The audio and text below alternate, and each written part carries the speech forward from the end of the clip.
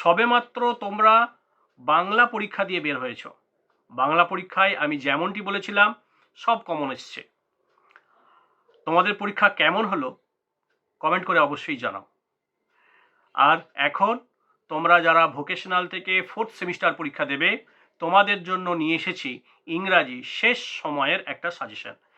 এই সাজেশনটি তৈরি করে দিয়েছেন দুর্গাপদ মেমোরিয়াল হাই স্কুলের শিক্ষিকা রাখি হালদার মহাশয়া। রাইটিং সেকশানে তোমাদের সিভি রাইটিং দেবে।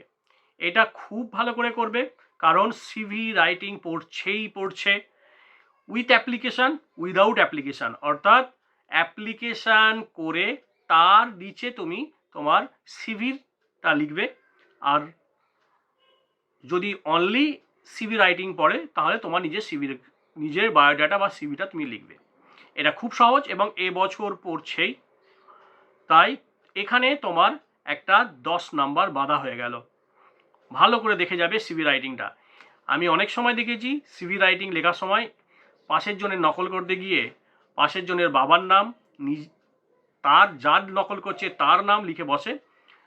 এই ভুলটি করবে না, তোমরা বাড়ি থেকেই প্রস্তুত হয়ে যাও, সিভি রাইটিং একটা পড়ছেই। এবারে লেটার রাইটিং তোমাদের দু রকম আছে। একটা হচ্ছে বন্ধুকে লেটার অর্থাৎ পার্সোনাল লেটার, আর একটা হচ্ছে অফিসিয়াল লেটার। ফ্রেন্ডসকে লেখার জন্য চিঠি তোমরা দেখে যাচ্ছ, সেই সঙ্গে তোমরা অফিসিয়াল লেটার করবে, যেমন থানায় চিঠি, প্রধান শিক্ষকের কাছে চিঠি, এগুলো একটু করে রাখবে শেষ সময়। গ্রামার সেকশানে তোমাদের আছে ইন্টারচেঞ্জ অফ সেন্টেন্স, অ্যাসার্টিভ থেকে ইন্টারোগেটিভ, অ্যাসার্টিভ থেকে এক্সক্লেমেটরি, আর ইম্প্যারেটিভ থেকে নেগেটিভ। এই ইন্টারচেঞ্জটা ভালো করে দেখে রাখবে।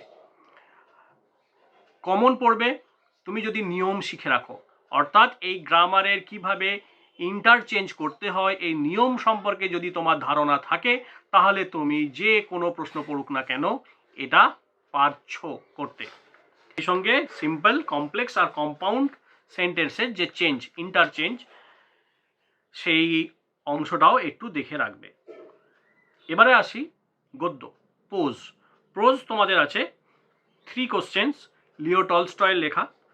এখান থেকে যে প্রশ্নগুলো ম্যাডাম করতে বলেছেন সেগুলি হলো রাজার 3টি প্রশ্ন কি ছিল আর সেগুলির উত্তর কি ছিল, 3 কোশ্চেনটা কি কি এবং সেই কোশ্চেনের অ্যান্সারগুলো কি কি ছিল এটা দেখে রাখবে। সন্ন্যাসী বা হারমিত কোথায় থাকতেন, তার শারীরিক কাঠামো, রাজা কিভাবে তার সঙ্গে দেখা করেছিলেন এই অংশটাও একটু দেখে নেবে। আর একটা করবে এই অংশ থেকে সন্ন্যাসী কিভাবে রাজাকে তার প্রশ্নের উত্তর বুঝিয়ে দিয়েছিলেন। আর এই অংশ থেকে করবে রাজা আহত ব্যক্তি অর্থাৎ উন্ডেড ম্যান এর সেবা করেছিলেন কিভাবে, এই প্রশ্নটা একটু দেখে রাখবে শেষের সময়। গল্পের নীতি শিক্ষাটা কি ছিল সেটা করতে। তোমাদের আর একটা পোজ আছে, সেটা হলো দ্য ফেস অফ জুডাস ইসক্যারিয়ট। এই গদ্য থেকে তুমি যেটা করবে সেটা হলো আর্টিস্ট কিভাবে যিশুর ছবি এঁকেছিলেন। তারপরটা করবে গল্পে সেই নাটকীয় মোড় বা আয়রনি কোনটি। এই দুটো প্রশ্ন ম্যাডাম তোমাদের করতে বলেছেন ভালো করে। কবিতা তোমাদের সেন্ড অফের অ্যাটিটিউড অফ ওয়ার, যুদ্ধের প্রতি কবির দৃষ্টিভঙ্গি, এটা করবে।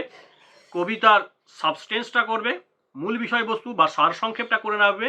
আর কিছু গুরুত্বপূর্ণ লাইন ম্যাডাম দিয়েছেন সেই লাইনগুলোর একটু ব্যাখ্যা তুমি করে রাখবে, যেমন few, a few, too few, এই লাইনটার একটু ব্যাখ্যা দেখে রাখবে।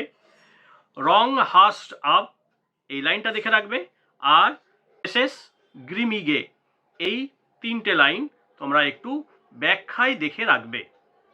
এই প্রশ্নগুলো করলেই আশা করি তুমি কমন পাবে।